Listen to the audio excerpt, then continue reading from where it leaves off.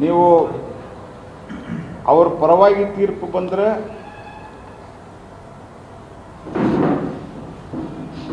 Judge ಸಂವಿಧಾನ ನ್ಯಾಯಾಂಗ ಒಳ್ಳೆಯದು.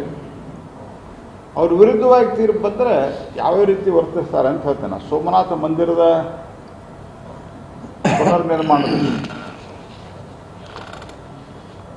ಅಯೋಧ್ಯ ರಾಮ ಮಂದಿರದ ವಿಷಯದಲ್ಲಿ, ರಾಮ್ ಸೇತು ವಿಷಯದಲ್ಲಿ,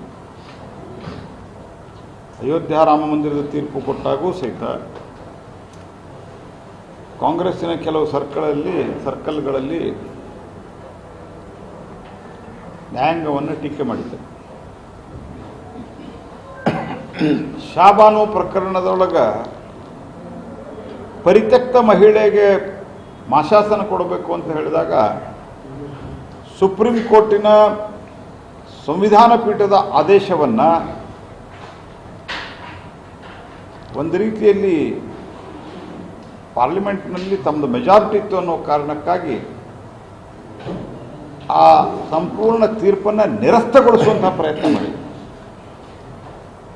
ಇಟ್ ವಾಸ್ ಜಸ್ಟ್ ಡಿಸ್ಕಾರ್ಡೆಡ್.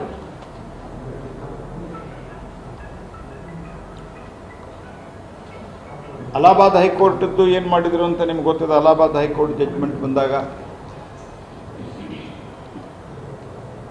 ಇವರಿಗೆ ತಾವು ಕೇಳುವಂಥ ನ್ಯಾಯಾಧೀಶರು ಬೇಕಿದ್ರು.